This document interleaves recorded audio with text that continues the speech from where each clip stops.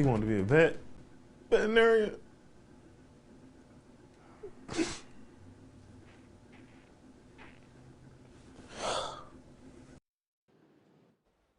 A father fights to hold back tears as he comes to grips with the death of his 14-year-old son who was shot to death.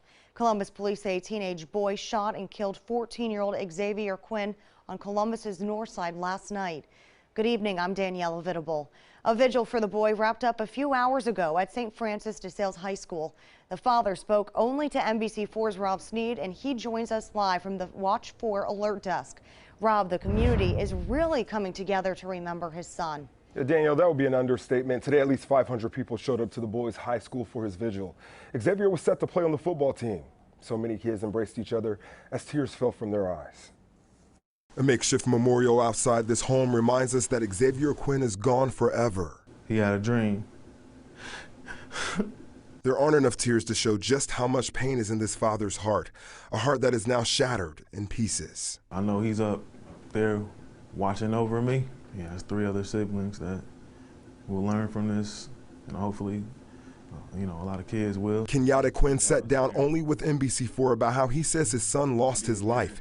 He says Xavier's 15-year-old cousin shot him inside of his home while he was out getting the boys dinner. Kenny thinks it was an accident. I love him. He's young too. They're around the same age. So, he's always over here. NBC4 is not naming the suspect who is now charged with murder. Xavier's life, as long as we keep his memory alive.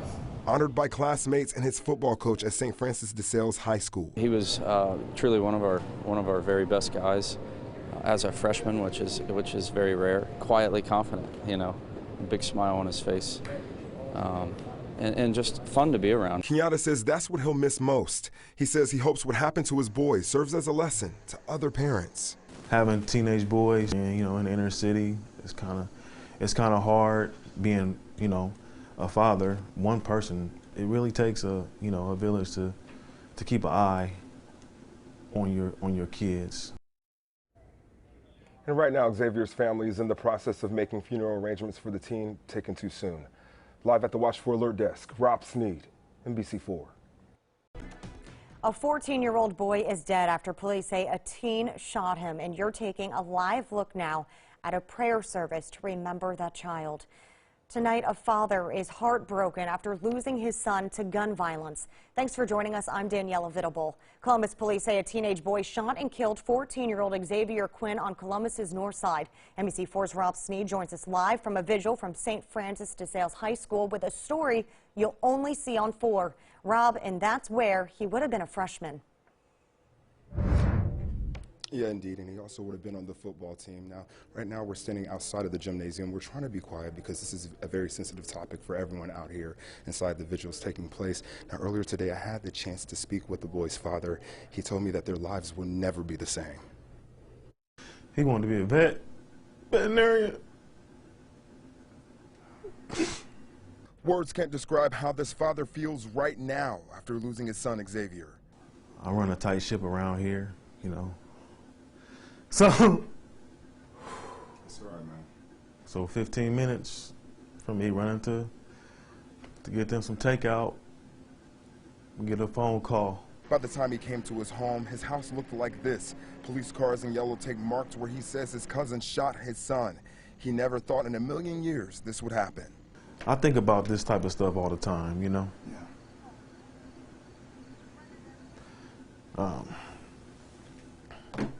So I'm always very strict, sheltered. My boys is very sheltered. He says one of the things he'll miss most is his son's love of sports and his happy-go-lucky personality. We have lots of talks, and I'm just mainly just always, separating, being a father and a friend, so. Certainly, again, an emotional night tonight. Now, of course, coming up on NBC4 at 11, hear more about that boy and what he meant to so many people here. Local for you in Columbus, Rob Sneed, NBC4. An 18-year-old man died this morning after police said that he was accidentally shot by his friend at a Peoria apartment.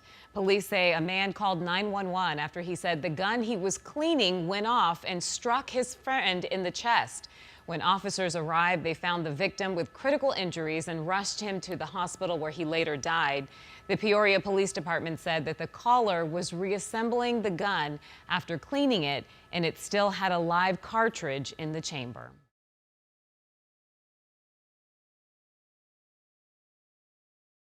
Welcome back, everybody. It's RDB21.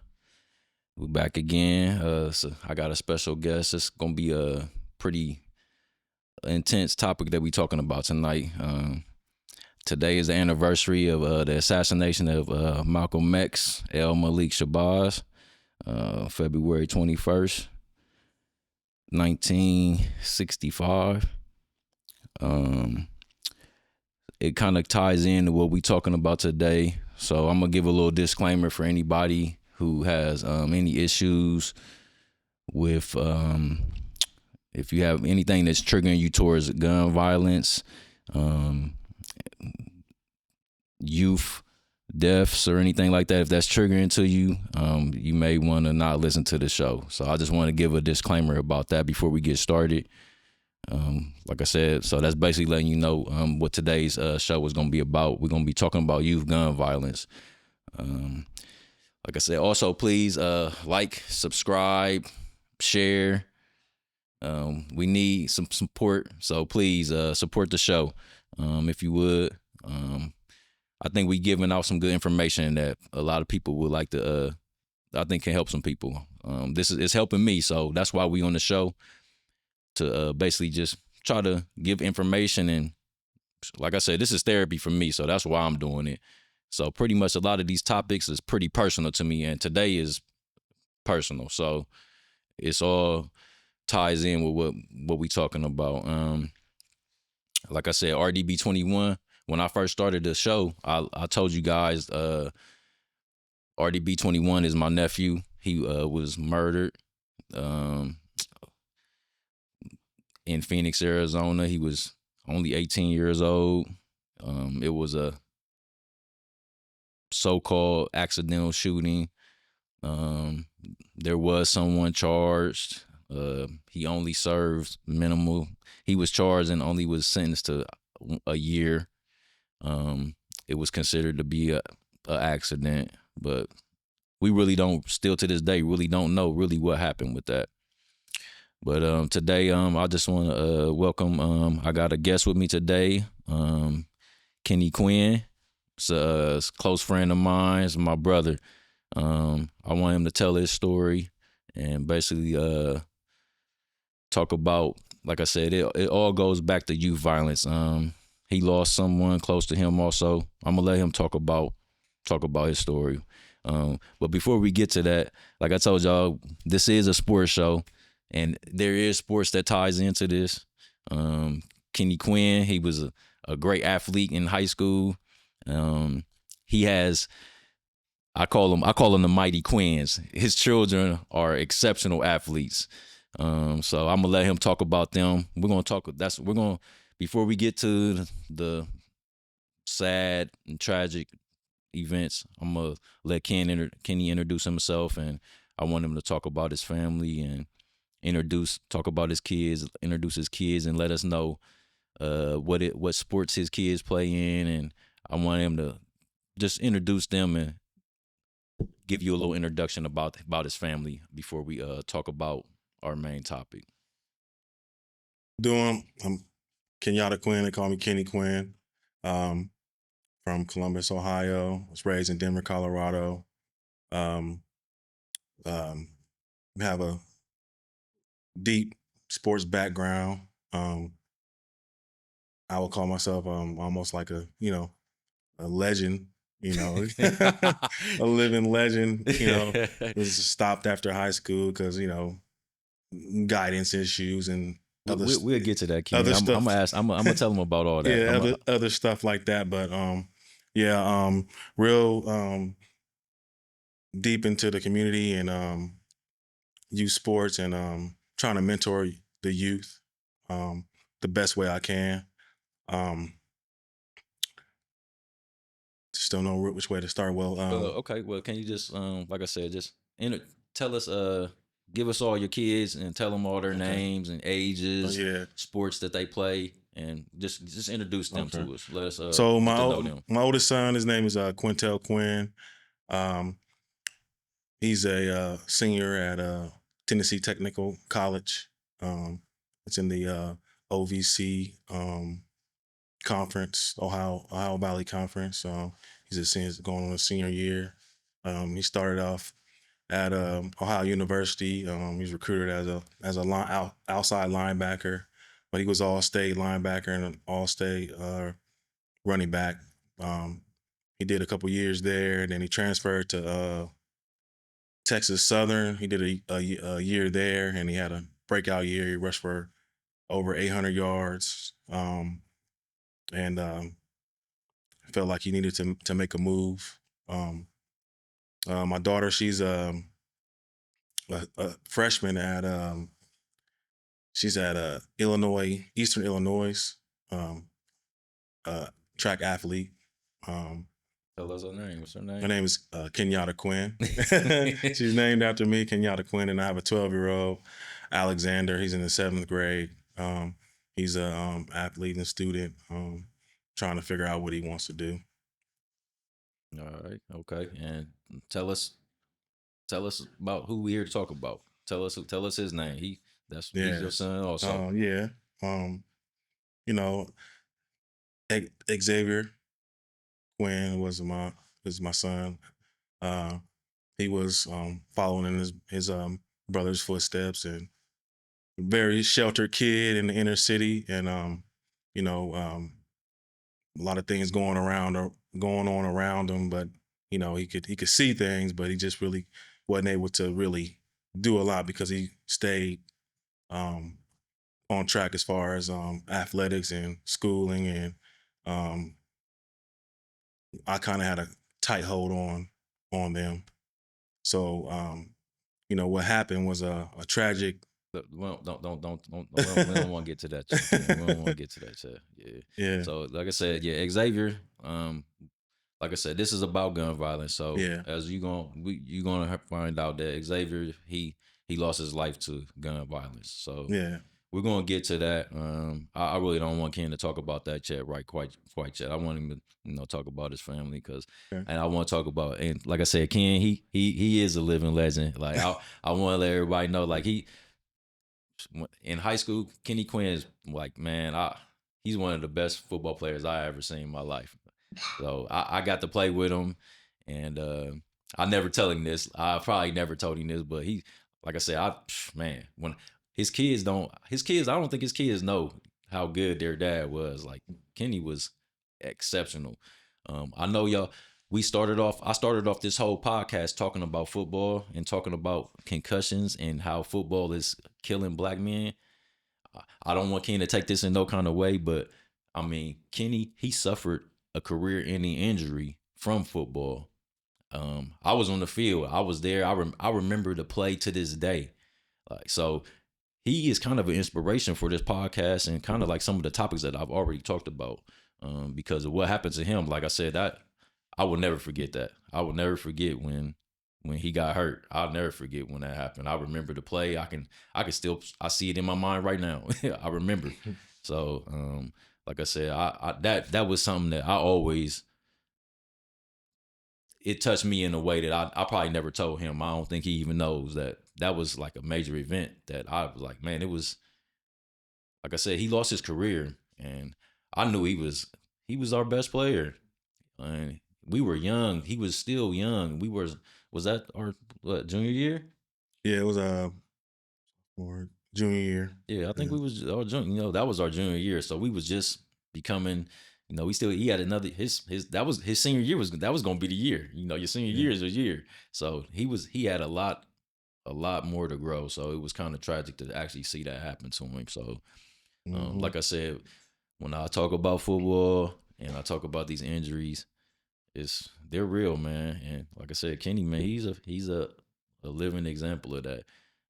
He was able to go on, and he was an exceptional track athlete.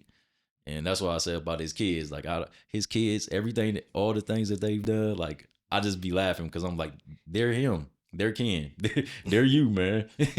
Like all the events that they're good in, football, track, that was Kenny.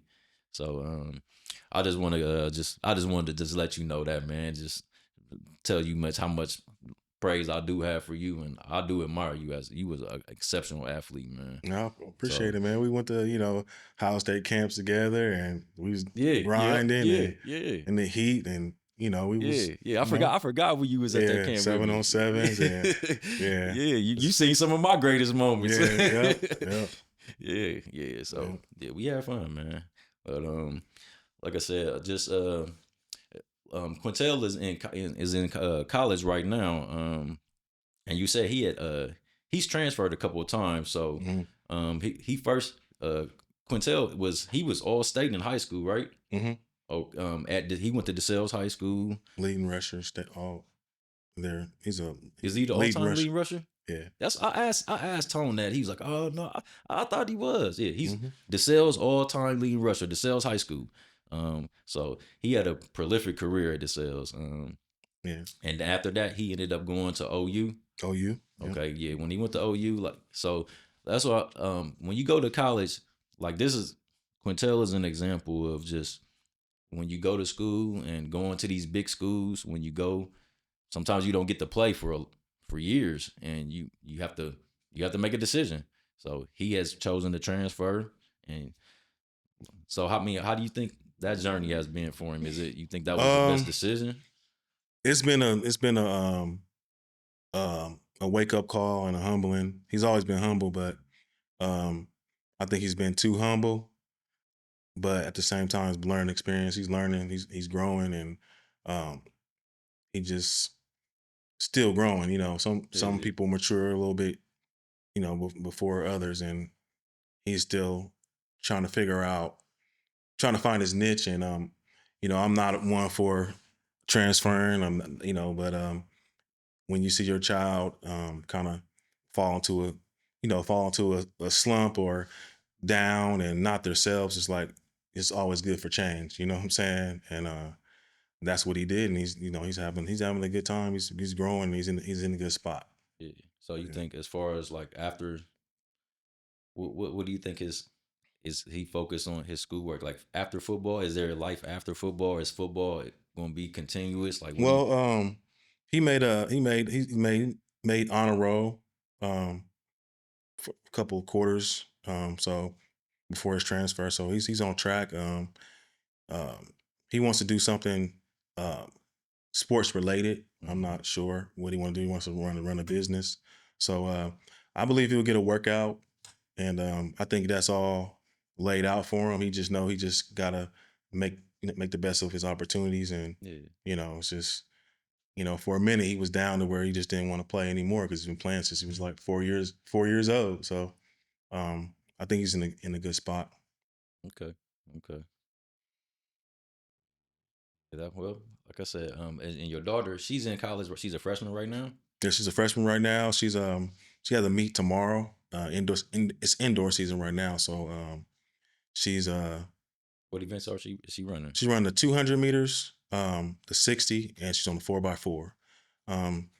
Her times is dropped each meet. So the 25th of February, that's gonna be the OVC championships, and I think she'll make that. She'll make it. She's high jumping too. Okay. So she's been running against some dogs. So she's right there in the mix. She's been eighth. Each meet she's been eighth out of everybody, eighth and ninth. So she's up there. She's just second fastest runner on the team, and each meet she's PRing. So that's good. That's it. As long as you're getting better, that's what it's all about. Just progressing. Yeah. Her school, how's she like in the school life?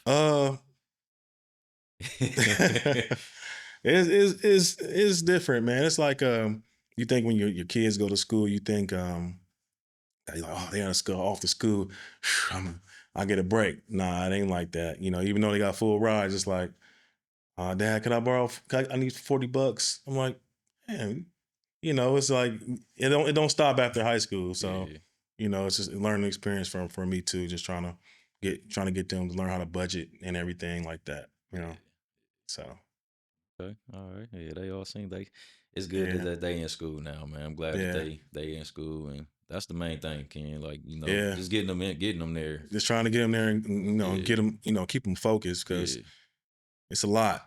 yeah, It's a lot. yeah. That's good.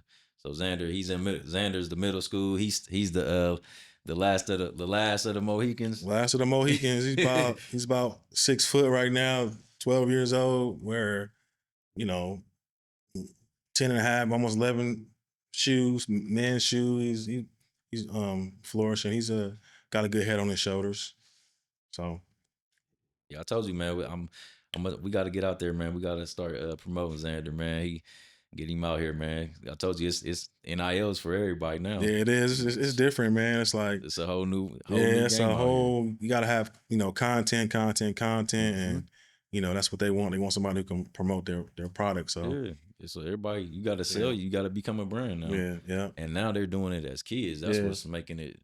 Sports is changing, man. Big, Yeah. heavily. Like It I is. said, high school. Like it's not. I be telling everybody, I'm like, man, really playing high school sports. After that, you might as well say that's it for you, because man, these kids now, like, it's prep. You got to go to a prep school. You gotta really be. They're not even really recruiting high school kids anymore. No, they're not. They're recruiting.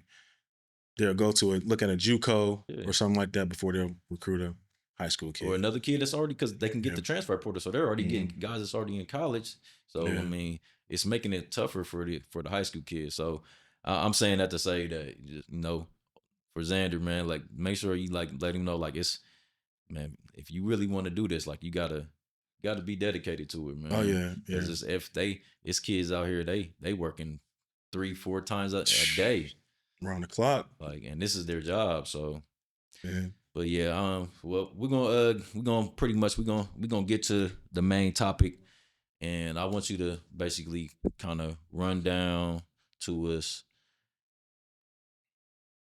basically today. Give us the story, kind of like what happened that day, what was going on that day when Xavier lost his life, and just how everything transpired, and just give us the story about that, and just go from there, and we'll go from there. Yeah, it was routine day. It was his he was in it was a summer, ninth grade, going to the ninth grade. So he was they were doing basically two-a-days in the summer. And he had been getting up early in the morning in middle school. The high school coach would pick him up in the morning, and he would go to the high school and work out in the morning with the high schoolers. This is going into that ninth grade year. Early in the morning, get a morning workout, nonstop. It was a grind. He was focused. He knew what he wanted to do. You didn't have to tell him to get ready. He was already one of them kids where, how you call your kid and tell him, hey, I'm on my way, and you sitting outside, where you at? Nah, he would be the kid that would be sitting there waiting with his stuff on the porch, ready to go. So high school coach was picking him up. So when summer came, he was there, him and his brother. They were riding their bike. They ride their bikes to school, working out. So routine day. It's the last day of camp, and picked him up, and he came out smiling. He had his jersey. Come to find out, he made the team. He was going to be the first freshman to make to start, to play. You know what I'm saying? He made the varsity team. He had his jersey. He was cheesing. He was happy. He had this big smile. He played a lot. He was a goofball. He just was the life of the party. You know what I'm saying? Him and his brother. So they were looking forward to being able to play together. So it was like almost like a celebration. The day, it was early. It was probably like maybe 12, maybe 2, 3 o'clock. Like 3 o'clock. Picked him up, got in. He made the team. He was like, Dad, you said, if I make the team, you gotta buy me a dog. I'm like, damn, I gotta buy him a dog, you know what I'm saying? Cause I ain't want no dog, you know what I'm saying? You know what I'm saying? So I'm like, yeah, we gonna get you a dog, whatever. So we drove home. We chilling out, had them doing their chores or whatever.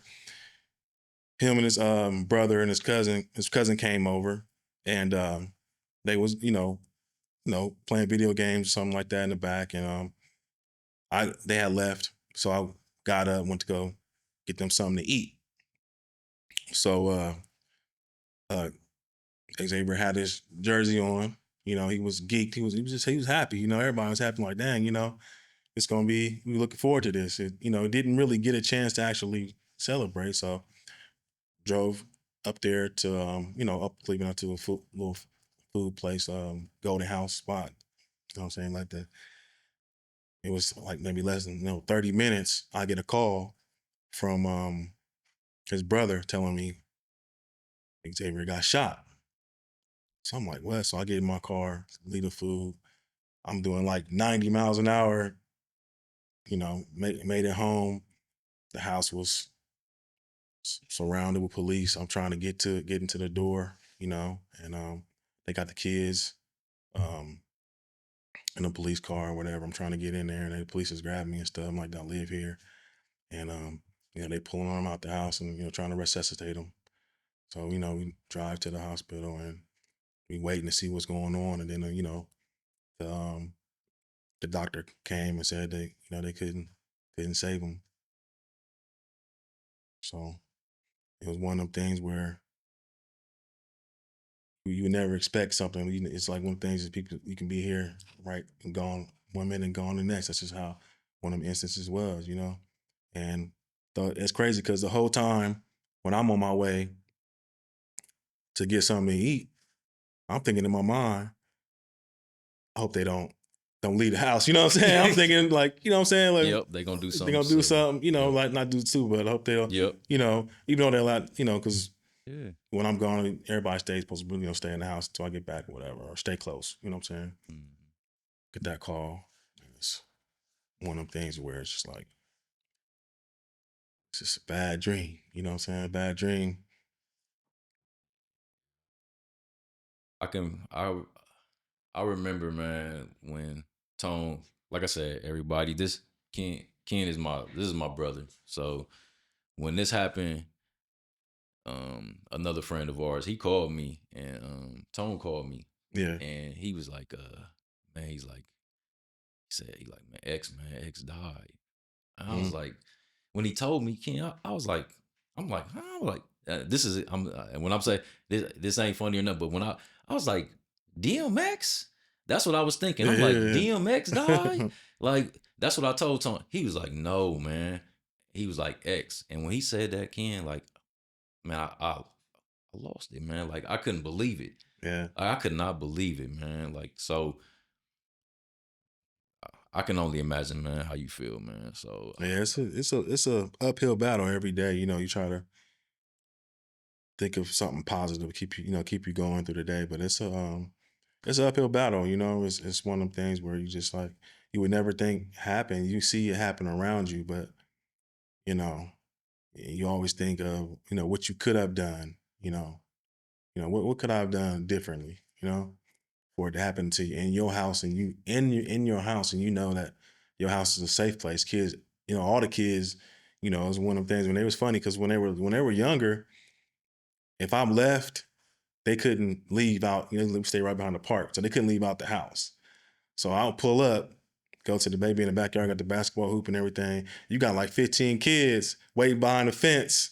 When I pull up, they jumping over the fence. You know what I'm saying? Like, it's like, it's just one of them things is where you would never think that would happen there. And, and the first thing I'm thinking was it my gun?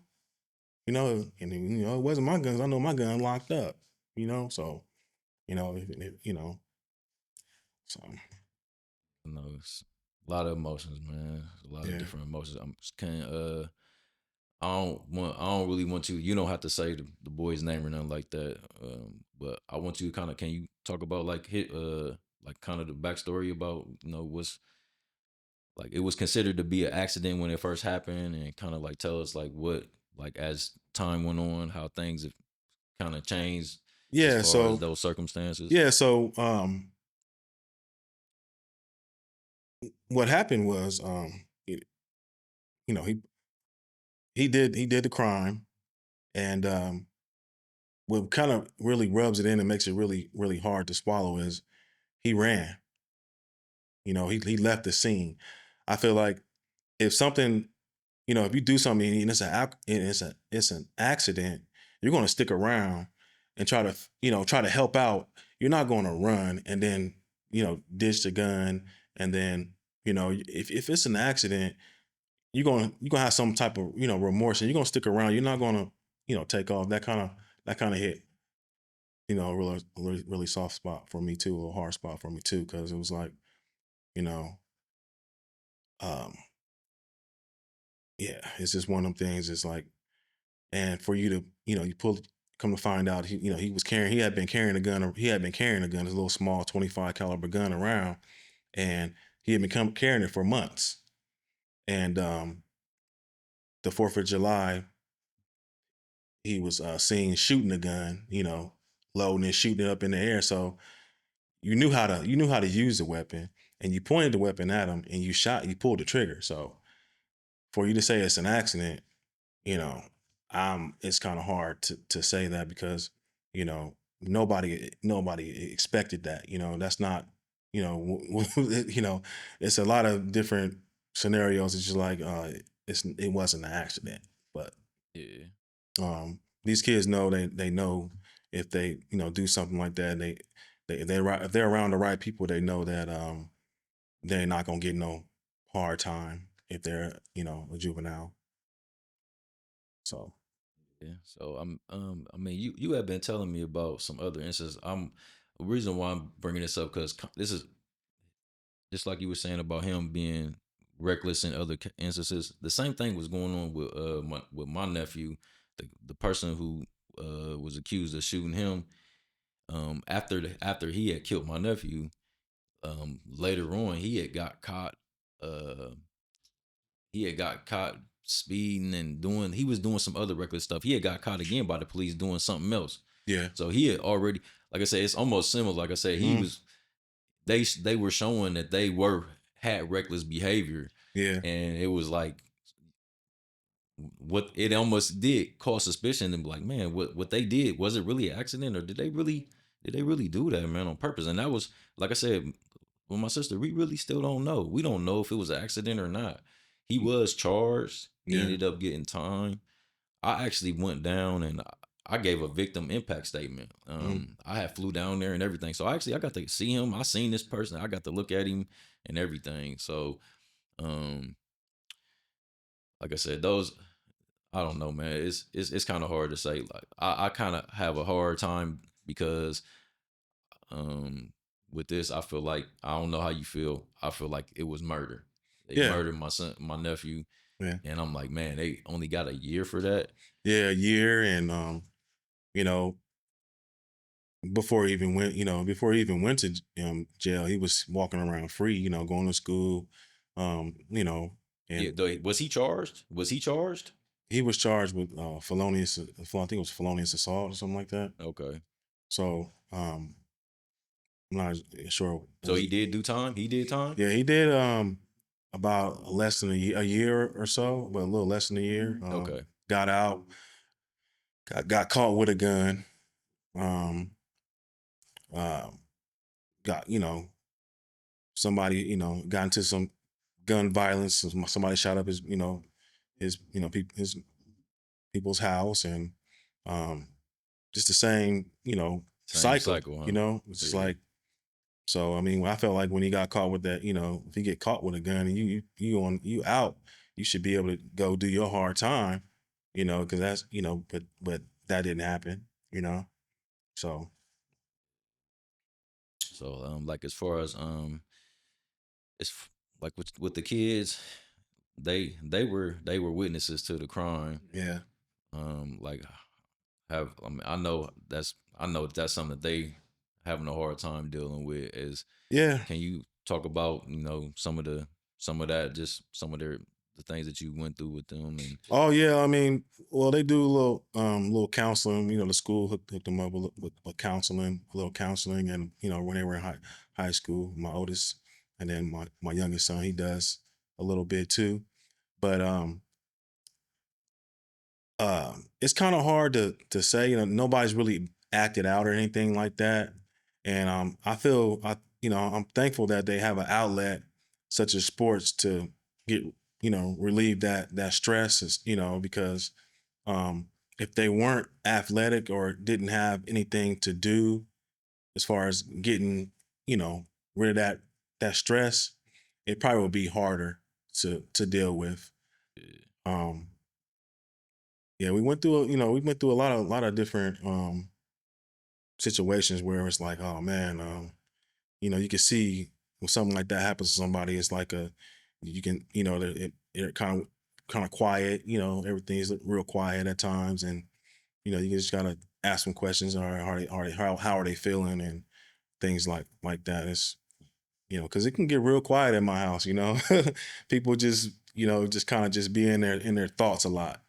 So you gotta kind of break that silence and just talk to them, because what's on their mind, yeah, it's traumatizing, man. Yeah. It's traumatizing for sure. Yeah. I'm like I said, I can talk about my sister, and I can. This situation has man, it has destroyed them. Like, it's destroyed. When I say destroyed, I'm talking about it's destroyed their family, man, in all facets. And I know before I did this episode, I talked to my sister and I told her I was gonna do this. So some of the things that I'm talking about, I hope she don't be upset with me, but I'm gonna kind of get a little personal about it. But Yeah. I've talked to her about it, and like I said, she tells me, I asked her, I can show you the text message that she had sent me, because I asked her, I said, is there anything I can talk about to, just to let people kind of know what, about Roy's story that don't nobody know and stuff like that. And she basically, this is what she basically told me. So this is the words from a mother who has lost her child, and just how she feels about it. So, like I said, this is what she texted me, and she said, "Words cannot explain how proud I." She's talking. Hold on. I don't know if I even want to talk about this because she's talking about me on this part. She was just saying how she was happy about me, doing the podcast. She was saying, all I can say is that grief is real every day, and it's still such a hard day for me. I cry every morning, and that is just something that breaks up. It's something that breaks families up. It breaks hearts, and it can break your mental also. And she just basically was just telling me that, you need support. And so I just wanted to read that to just, like I said, I see my sister, man, and I just see the grief that she go through. Like, it's losing your child is, nobody can really, you can't really talk about it or explain it unless you're going through it. That's why I asked you to be on here, Ken, because like I said, nobody knows better than you, man. Oh man, I can sit here and talk about it all day and tell you about my sister and talk about my nephew, but that was my nephew. I love him and I miss him, but he wasn't my son. So yeah. I mean, I'm not saying I don't have feelings for him like that, but I know I'm not like a father, or a mother. So they're the only ones who can really tell you how this really feels. And like I said, I see what my sister and their family is going through.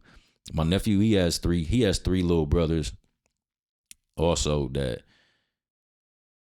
like I said, it's crazy, man, because they look just like him, man. And whenever I look at them and I see them, I see their brother, and he was their older brother, so they're all younger, and it's like they are. It's just, I can't even explain how hard it is, man. Just thinking about it. As far as have you tried to get involved in any type of advocacy or anything like that? Have you tried to do anything like that? No, it's just every year we do well, his friends started it, and we just kind of try to keep it going, and every year it gets a little bigger, But I thought about doing something like that, but every year we try to do a balloon release and a picnic, and they uh, you know play play basketball and stuff like that. So we've been talking about every year we want to make it a bigger event, you know, to keep his name alive. Yeah. But yeah, I've thought about doing some things in his name, just to Mm-hmm. keep it going. Yeah. What was the exact date that Xavier passed? It was it was July 26th, July 26th. What year? 2019. 2019. Okay. Yeah, because like I said, my nephew, he passed. It was October the 14th, 2021. Yeah. So I know them was days like I said, that's not even my child, man. I don't remember dates like that too well, but that's one day I know that day. Yeah. I know, and just like you were saying with the balloon releases, my sister, like I said, man, I don't think you can really understand the tragedy, how you feel. They do the same thing when my nephew passed away, and I don't know if they still do this, but for a year they were doing on the 14th of every month, they would go to my nephew's grave site and they would do balloon releases. Yeah. They would do that on the 14th of not every year, every month they would go do that. Yeah. And that was something else too, man. I wanted to basically say to my nephew's friends, when I had went down there and gave that victim impact statement, just to see his friends that they've been there since my nephew passed away. My sister was always telling me about them, and I didn't get to talk to them really while I was there, because I don't really know them like that, and like they were younger, they didn't really know me. But I want to let them know, man, like that's what they are doing for my sister, and just for my nephew. Like it's invaluable, man. I really appreciate them, man, and just for them to be there for my sister, because like they're almost an extension of Roy. So I know my sister, she loves them being around just because. So Yeah. them you guys doing what y'all doing, man, I don't even think y'all really understand how big of an impact that has on my sister and all of them. So I just wanted to tell them thank you, man, and I really got a lot of respect for them for what they doing, man, because like I said, you don't have to show up, man. When you show up, you show you care. So Yeah. give me your time and your energy, man. That show you care, man. And Yeah. so I just wanted to tell them thank you, and I really appreciate them. Yeah, and also St. James the Less Catholic School, they have a scholarship in his name. Okay. And then St. Francis de Sales High School, they were really supportive. They came out in masses, and they keep his name alive too. So yeah, I told you. If y'all see this episode, there's gonna be some clips that's played. I played that clip I had that clip of the news clip of when they were there. I had that clip. I played in front of the church. It's when they were at the school, when y'all had y'all's little ceremony at the school. Mm-hmm. Yeah. It was a news clip on there, so you'll get to see some of that in the introduction of the show. You'll get to see some interviews and some clips of that. So yeah, I did get to see the sales pretty much support. Yeah, they were awesome, man. Like they keep his name alive, and St. James they do too. They have every year there's a scholarship in his name. Okay. Going towards the DeSales High School. So they really supportive. Yeah. It's a small community, but they really step out, and they'll do a lot for you when you help them out, they help you out. Yeah, okay. It's like, as far as gun safety and things like that, like what I mean, like I said, we know that it wasn't an issue of just guns being just left out or anything like that. But in not in my house, but when in his house where he got the guns, there was no gun safety. You know, if his gun, where he got his guns were locked up, this situation wouldn't even be a case at all. You know, he was able to go through and pick what he wanted. You know, it was a room with a bunch of guns in it, and you know, boys, they go, you know, we like guns, so it just he was drawn to it. And he was able to find something that he can conceal and carry, and he was able to run around the neighborhood and you know get this identity of himself that wasn't really even him, you know. And then you know, with the type of person he is, he was able to do what he thought was a good, you know, made a bad decision and called it an accident. yeah, But you know, well, I just so like as far as the is so I understand with the gun safety aspect of it. Do you have a something that like do you feel something that you would like to say to the youth as far as like what they should be doing to protect themselves and how some parents should be doing? well, I mean, I feel like it shouldn't be you know, having a gun. It shouldn't be where you have to hide it and conceal it. I would say if if you know your son is interested in guns, take him to the gun range. You know, that way he at least know how to handle the gun.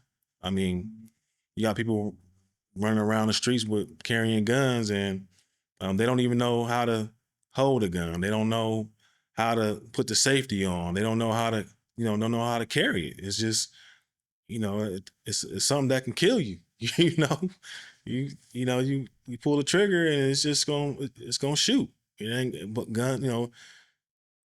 Bullets don't have no eyes. My dad used to always say that, and it's one of them things where you find out. Most boys like guns, and if you feel like he's carrying a gun, go to the range as a family, and that'll handle that right then and right there. You be at least if you know he's carrying a gun, he ain't gonna it's not gonna it's not gonna be an accident.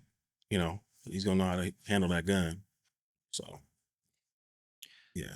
I know a lot of families, we got a hard time really talking about guns and things like that. Yeah, so. it's not. Yeah, it shouldn't be that way. It shouldn't be like it shouldn't be where I'm sneaking and I'm hiding. I got a gun. If you got a gun, let everybody know. That way you can learn how to use it. Yeah, I'm me personally. I think that we should teach our kids about guns. Yeah, I think we should be taking them to gun ranges. Yeah. I'm a proponent for that for sure. I don't think we should be keeping them away from them because they see them all the time. They see all this stuff. They see guns all the time. Yeah.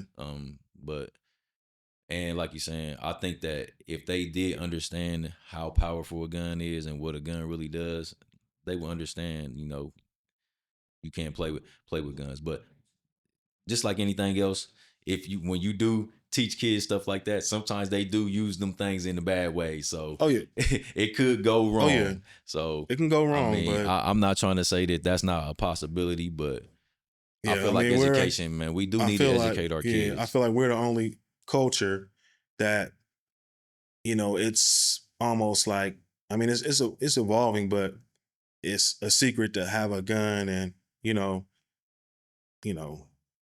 other cultures go hunting and they using guns when since when they're small and they're passing that on. They'll have a gun that their grandfather had when they was a kid. So it's just one of them things you got to be aware of, what's going on, and we're not getting it. So you don't have issues with guns. So you don't think that it's wrong. You don't have issues with people carrying guns. No, I don't have no issues with guns. I have guns myself, and You know, and my kids knew I had guns, you know what I'm saying? And I'm pretty sure they knew where my guns was, but my guns was locked up. So, um, that's why I'm pretty sure that, you know, if they knew that he had a gun, they didn't think that he would, you know,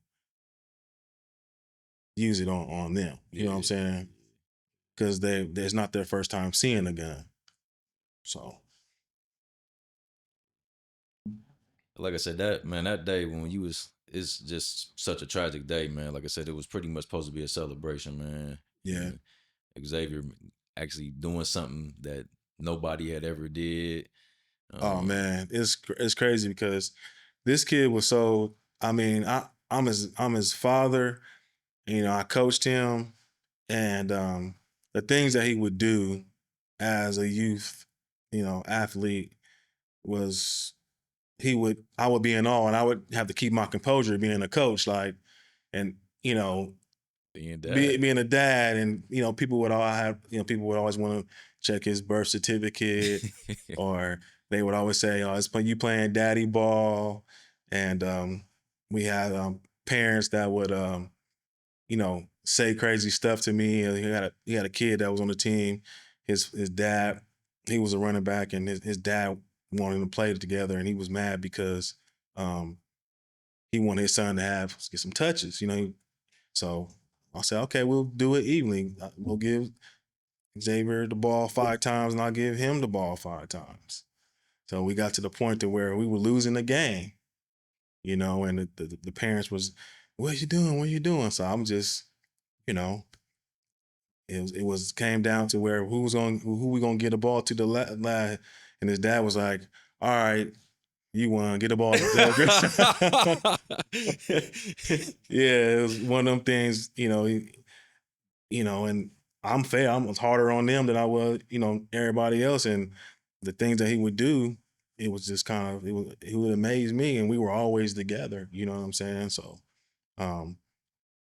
it was, I had coaches wanting me, yeah, I'll trade my son for your son. No, he was a special kid, He was smart too, not just athletically. He was a smart kid. And I feel like he's watching over us, and Yep. God has his angel, his soldier up there watching over us. Because he was a good soldier. I'm pretty sure he's doing his thing up there. Yeah, that's it, man. Like I told you, man.